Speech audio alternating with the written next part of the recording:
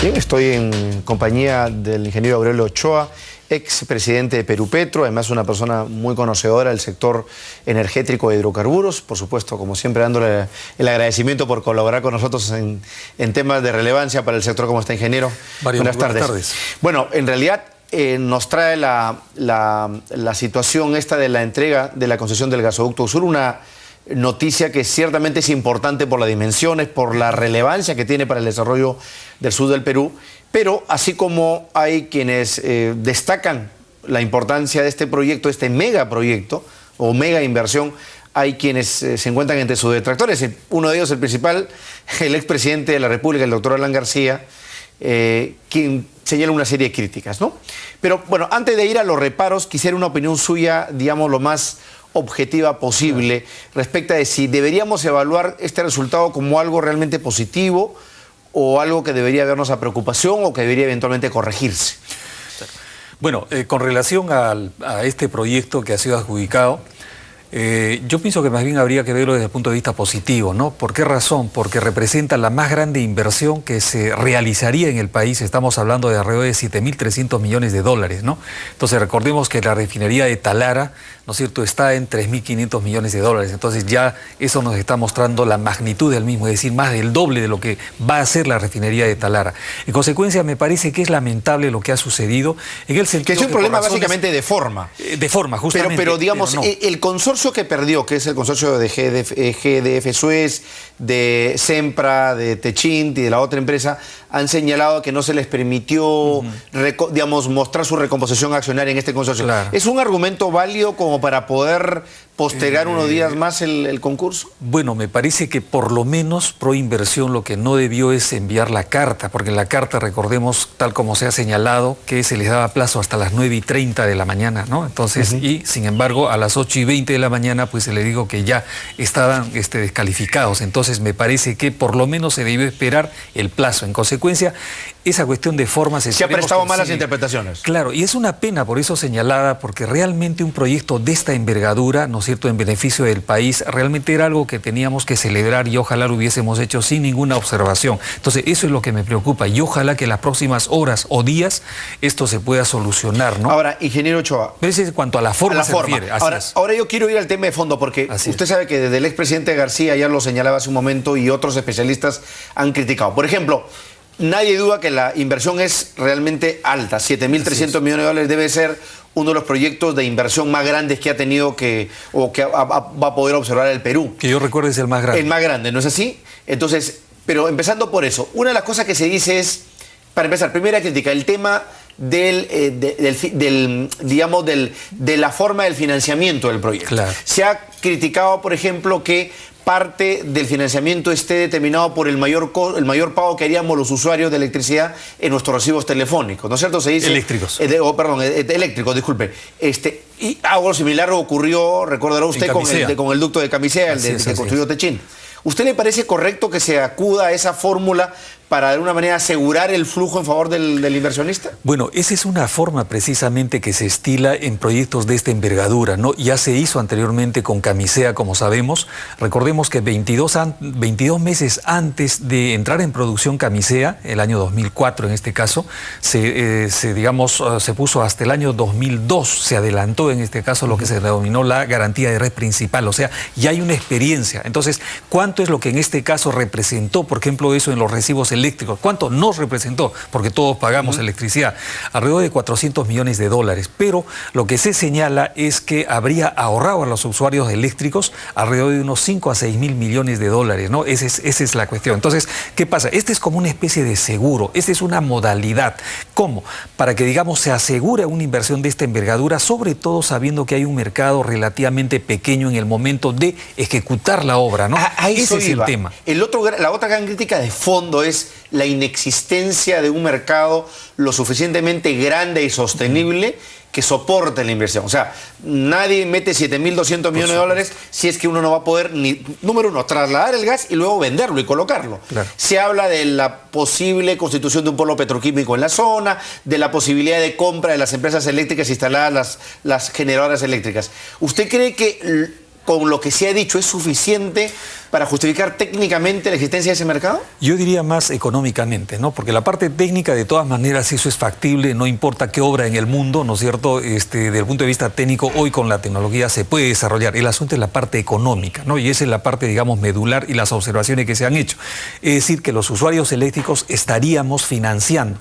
Y eso es, en cierta manera, digamos, válido. Sin embargo, habría que considerar que es una parte de la inversión, ¿no? Entonces, comparábamos el caso, por ejemplo, de Camisea. Camisea, pues, estaba alrededor de más de 2.000 millones de dólares y, sin embargo, ¿cuánto ha representado la parte del ducto, ¿no? Alrededor de 400 millones la participación de los usuarios. Pero ¿cuánto ha revertido hacia los usuarios eléctricos, ¿no? Entonces, se habla, como decía, de alrededor de 6.000 millones. ¿Cuánto significará en este otro caso? Eso habría que calcular.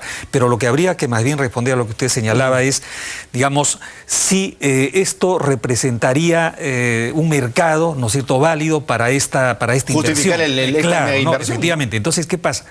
Por el momento, como tampoco en el caso de Camisea, recordemos, no había mercado en ese momento y por esa razón hubo la garantía de red principal. ¿Por qué razón? Porque el ducto iba a estar, una vez construido, pues simplemente a un escaso porcentaje de uso. Entonces, alguien tenía que garantizar en tanto se vaya creando, generando el mercado. Pero de un momento pasaron 2, 3 años y ¡bum! Y justamente a propósito, entonces, y ahora estamos en la necesidad de emplearlo. Así es, en el caso de Camisea, por ejemplo, se había pensado en que más o menos el año 13 o el año 14 podría haberse llenado el ducto. Sin embargo, se llenó pues al cuarto y quinto año, ¿no? Entonces, lógicamente fue antes de lo previsto y hoy día tenemos los problemas de desabastecimiento de gas, como sabemos. ¿Precisamente por qué?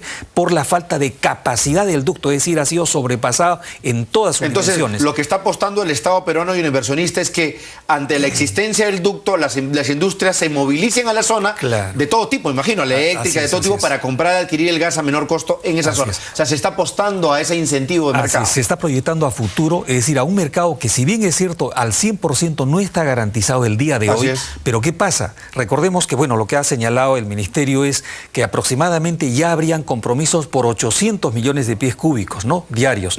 Pero ¿cuánto es la capacidad del ducto? De 1.300. Entonces, lógicamente, hay un backup ahí de 400, 500. 500 millones, ¿no? Entonces, ¿qué pasa? Pero eso justamente se supone con el trabajo que debe, digamos, desarrollarse como se hizo en su momento con Camisea. Entonces, esos 500 millones, entre 400 y 500 millones de pies cúbicos, puedan cubrirse, pues ojalá será en 4 o 5 años, ¿no? Ahora, otra de las cosas que se dice respecto a ese mismo tema es que si pusiéramos la opción de la exportación del gas, claro, como ocurrió también con el proyecto de Melchorita y de Perú LNG, podría decirse, ok, perfecto, si tenemos esa inversión de 7.300, pero sabemos que Chile, por ejemplo, que es un mercado que requiere de mucho gas, de mucha energía peruana, nos compra esos 400, 500 millones, pues ahí podríamos decir, ok, perfecto, es un proyecto, digamos, win-win, podemos hacer la inversión, digamos, financiado parcialmente con nuestro aporte en la GRP, en la garantía de red principal, y todos felices, todos contentos. ¿Por qué no se habla? ¿Por qué no digamos, por lo menos se deja abierta la opción de la venta o la exportación de gas a Chile? No, lo que ya se ha abierto es la opción de la venta de electricidad. Yo iría más bien por ello, porque ¿qué pasa? La electricidad ya tiene un valor agregado al gas natural. Si nosotros lo vendemos como materia prima, entonces simplemente estaríamos perdiendo, ¿no? Entonces, ¿qué pasa? Me parece que más bien tiene que optarse, y creo que Chile seguramente ya, digamos, ha visto esa opción de la exportación de electricidad, no de gas natural. Entonces, con eso, por ejemplo, tendríamos un mercado gigantesco, lógicamente, en el norte de Chile, porque si bien es cierto, Chile también está en este momento convocando, por ejemplo, 2.300 megawatts, pero de energías renovables, ¿no? Entonces, eólica y solar, para justamente el norte de Chile. Pero eso va a ser cubierto en pocos años. ¿Por qué razón? Porque su demanda crece, inclusive, digamos, más, por el caso minero, sobre todo, ¿no? La demanda eléctrica en Chile es mayor, inclusive, ¿no? Entonces, ¿qué pasa? En el caso nuestro, de igual manera, nosotros estamos creciendo como país, ¿no es cierto? Nuestro PBI, sabemos que, bueno, este año podría estar en un 5%, pero en el caso del crecimiento de la electricidad, este es entre 2 y 3% por encima del PBI. Vale decir que cada año tenemos que reponer alrededor de 8% adicional de energía, de capacidad de generación eléctrica. Entonces, ¿qué pasa?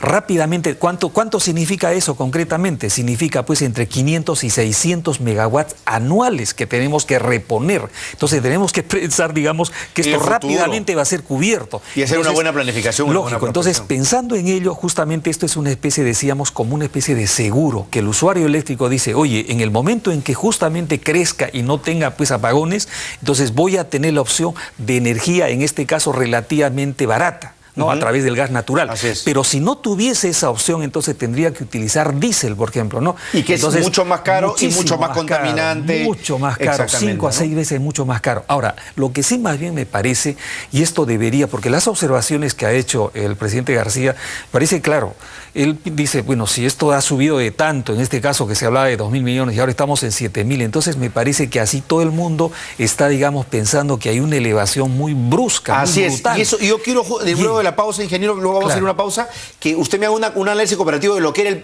antiguo proyecto Kuntur y digamos, denominado Gasoducto del Sur del Perú, porque imagino que hay diferencias, porque claro, de repente el presidente García no está comparando papas con camote, no está comparando lo que corresponde, o en todo caso usted tendrá una opinión mucho más técnica. Vamos a la pausa y seguimos continuando hablando con el ingeniero Aurelio Ochoa. Ya volvemos.